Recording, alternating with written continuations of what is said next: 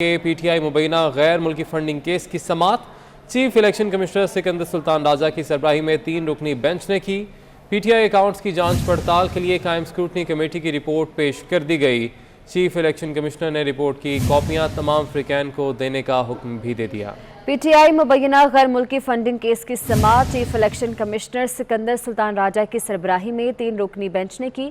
اس سماعت کا احوال جانتے ہیں، عثمان خان ہمارے ساتھ موجود ہیں۔ عثمان خان بتائیے گا۔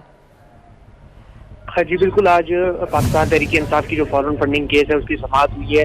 دونوں فریقین جو ہے وہ آج پیش ہوئے ہیں، جبکہ جو چیف الیکشن کمشنر ہے سکندر سلطان راجہ ان کی سربراہی میں اس کیس کی سماعت ہوئی ہے، جبکہ اسکروٹنی کمیٹی کی رپورٹ جو ہے وہ پیش کی گئی ہے۔ چیف الیکشن کمشنر نے اس موقع پر کہا ہے کہ اب بتائیں آگے کیا کریں، جبکہ وکیل ایس اکبر بابر نے کہا ہے کہ کمیشن قرار دے چکا ہے کہ رپورٹ آنے پر فریقین سے جواب مانگے جائیں گے، جبکہ پی ٹی آئی کے وکیل نے کہا ہے کہ مناسب ہوگا کہ کمیشن کے اپنے فیصلے تک رپورٹ پبلک نہ کی جائے۔ جبکہ آج کی اس کارروائی کے دوران جو پاکستان تحریک انصاف کے جو وکیل تھے شاہ خاور، انہوں نے ایک بار پھر یہ اپیل کی ہے اسکروٹنی کمیٹی آئی ہے اس کو پبلک نہ کیا جائے۔ شاہ خاور نے جو ہے چیف الیکشن کمشنر سے جو ہے وہ مطالبہ کیا کہ جو عدالت ہے وہ آرڈر کرے کہ اس کاپی کو جو ہے وہ پبلک نہ کیا جائے، اس کو رپورٹ نہ کیا جائے۔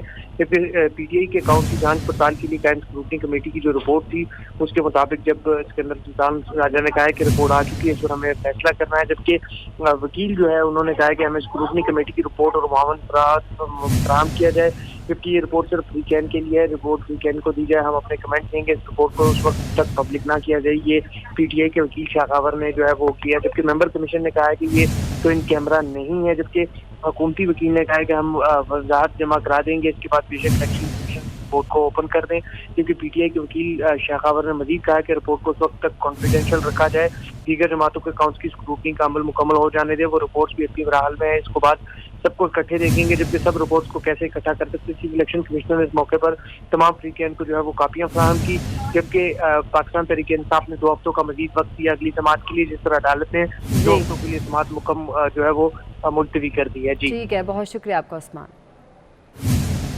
پی T I foreign funding case کے درخواست گزار اکبر ایس بابر نے کہا ہے کہ یہ کیس پاکستان کی بقا کا کیس ہے۔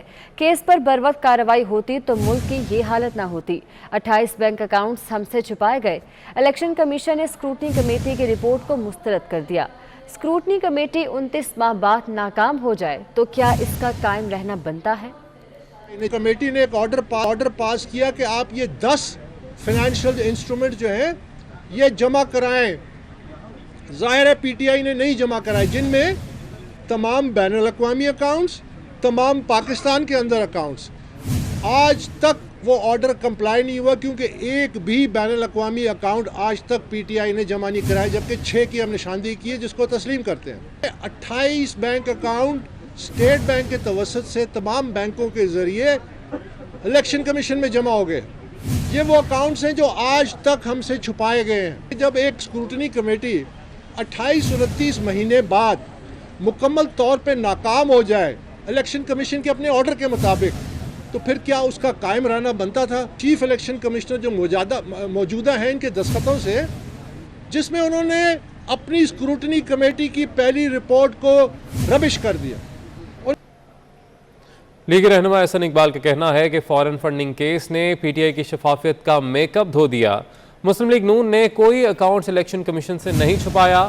عمران خان کیس رکوانے کے لیے ہیلے بہانے کرتے ہیں۔ عمران خان نے ایمانداری کا لبادہ اوڑھ کر پاکستانیوں کو لوٹا ہے۔ عمران خان نے شوگر مافیا، آٹا mafia, furnace oil, stock market اور فارن کرنسی مافیا کو پالا۔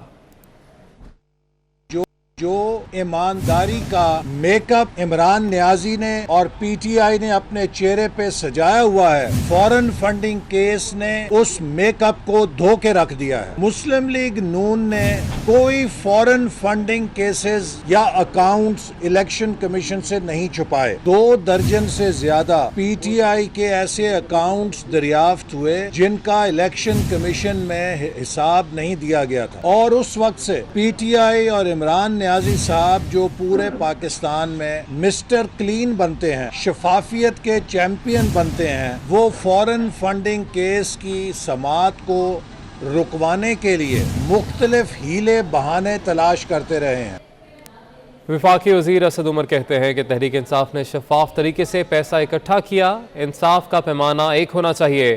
ہم نے ہمیشہ الیکشن کمیشن سے تعاون کیا، پیپلز پارٹی اور نون لیگ کے لیے بھی اسکروٹنی کمیٹی بن چکی ہے۔ وفاقی وزیر اسد عمر نے مزید کیا کہا، آئیے دیکھتے ہیں۔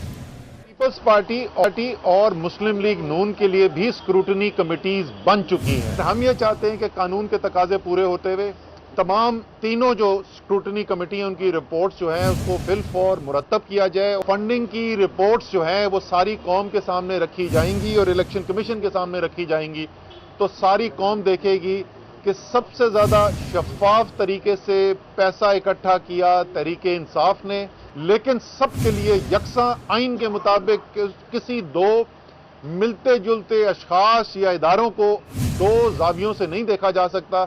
پیمانہ انصاف کا ایک ہونا چاہیے، اس کے ساتھ ہم کھڑے ہیں، بالکل الیکشن کمیشن کے ساتھ پہلے بھی ہم نے کوآپریٹ کیا، آگے بھی کرنے کو تیار ہے۔